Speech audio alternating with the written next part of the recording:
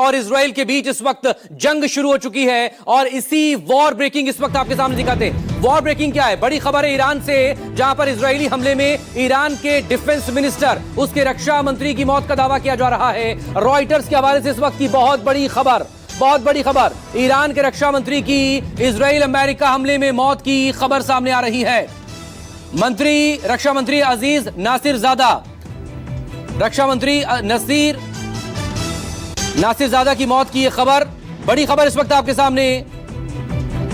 रक्षा मंत्री अमीर नासिरजादे की मौत की खबर है रॉयटर्स के हवाले से, यह बड़ी खबर इस वक्त आपके सामने। ईरान को एक बहुत बड़ा नुकसान इस वक्त उसकी खबरें आ रही हैं, जहां पर अटैक किया गया था और पहले से ही अमेरिका और इजराइल की तरफ से साफ किया गया था कि टॉप जो उसके पॉलिटिकल फिगर हैं, उसके टॉप जो मिलिट्री कमांडर्स हैं, वो निशाने पर हैं और इसी निशाने को टारगेट करते हुए उन्होंने अपनी स्ट्राइक को लॉन्च किया था आज भारतीय समय के मुताबिक दोपहर 12:10 पर। और अब जिस तरह से खबरें वहां से निकलकर सामने आ रही हैं, क्योंकि बैक टू बैक 2 अटैक्स वहां पर किए गए थे। पहले अटैक्स में अचानक से तेहरान और करीब 9 जगहों पर यह हमला किया गया था और उसके बाद ये देखें, वॉर ब्रेकिंग इस वक्त आपके सामने न्यूज़ 24 पर। बड़ी खबर इस वक्त, रक्षा मंत्री ईरान के अमीर नासिरजादे की मौत की खबरें इस वक्त सामने आ रही है। बड़ी खबर रॉयटर्स के हवाले से इस वक्त की बहुत बड़ी खबर। इजराइल और अमेरिका ने ईरान के 10 बड़े शहरों पर हमले किए थे। जिस बंकर में ये मौजूद थे, उसी बंकर को टारगेट करते हुए ये अटैक किया गया था, जो सुबह फ्रेश अटैक्स इजराइल और अमेरिका की तरफ से आज से शुरू हुए हैं। इसमें अजीज नासिरजादे की मौत की खबरें निकलकर सामने आ रही हैं।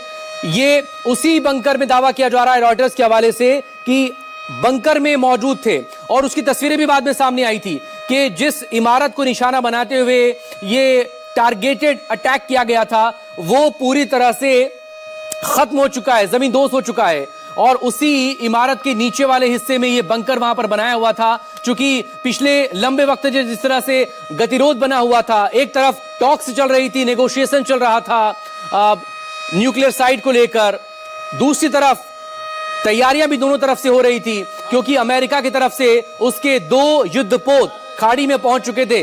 पिछले 1 महीने से यूएसएस अब्राहम लिंकन वहां पर पहुंचा हुआ था। इस सब के बीच संजीव त्रिवेदी मेरे सहयोगी इस वक्त हमारे साथ जुड़ गए हैं। संजीव, डिटेल आपसे चाहेंगे। ईरान के रक्षा मंत्री की मौत की खबर है रॉयटर्स के हवाले से, डिटेल आपसे चाहेंगे। डिफेंस मिनिस्टर के बारे में क्या अपडेट?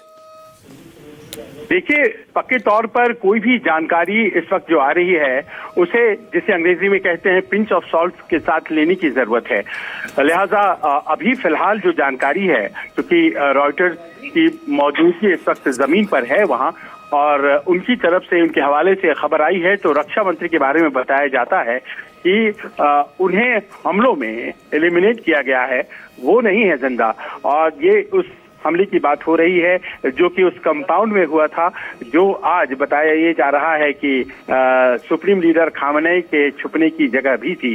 एक जबरदस्त हमला और उसका असर ये हुआ था कि करीब 20 फीट तक का गड्ढा हुआ था और उसमें बताया जाता है कि रक्षा मंत्री की मौत हुई है। लेकिन इस हमले में क्या कोई और हताहत हुए, किसी और की जान गई, बड़े हाई रैंकिंग ऑफिशियल की? अब से कुछ देर पहले अब्बास अराक्ची, जो कि ईरान के विदेश मंत्री हैं, उनसे ये सीधा सवाल किया गया मीडिया के द्वारा और उनका ये कहना है कि वो तमाम लोग, सब के सब जो कि आप नाम ले रहे हैं, सब जिंदा हैं, इंक्लूडिंग खामनेई। और इसका अर्थ ये हो जाता है कि सभी बड़े रैंकिंग ऑफिशियल्स महफूज हैं, यही फिलहाल ईरान की तरफ से कहा जा रहा है। आपको याद होगा संजीव, क्योंकि पिछले साल ही जून में जो 12 रोजा जंग थी, उस दौरान भी टॉप मिलिट्री ऑफिशियल्स के और बड़े बड़े जो कि आईआरजीसी में एक स्पेशल कमांड के चीफ थे, चाहे वो उनकी मिसाइल कमांड हो या उनकी डिफेंस कमांड हो, उनके चीफ को लेकर भी इस तरह के दावे किए जा रहे थे। बाद में जब 12 दिनों के बाद जंग खत्म हुई, तो ऐसे तमाम बड़े फिगर सामने आए थे पब्लिक के बीच में, उनका पब्लिक अपीयरेंस भी हुआ था।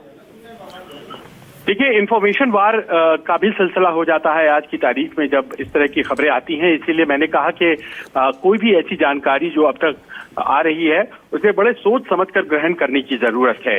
फिलहाल एक बड़ा हमला हुआ है उन इलाकों में जहां पर बड़े अधिकारी ईरान, खासतौर पर तेहरान के बड़े अधिकारी होते हैं। अब उस हमले में कितने लोगों को नुकसान हुआ है, इसकी जो पुष्ट खबर अभी तक नहीं आई है।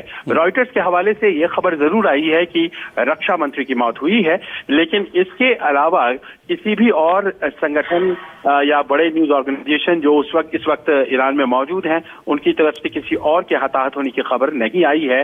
खामनेई को लेकर के ये बात इजरायली मीडिया में चल रही है कि उन्हें भी नुकसान पहुंचा है, लेकिन जैसा कि हमने बताया, अब्बास अरागची ईरान के विदेश मंत्री, उन्होंने स्पष्ट कहा है कि खामनेई पूरी तरह से सुरक्षित है और संभव है कि थोड़ी देर में वो आवाम को संबोधित भी करेंगे।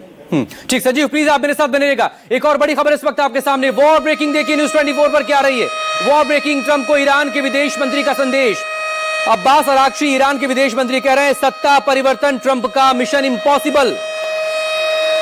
ट्रंप को ईरान के विदेश मंत्री का यह सीधा संदेश है, सत्ता परिवर्तन ट्रंप का मिशन इम्पॉसिबल।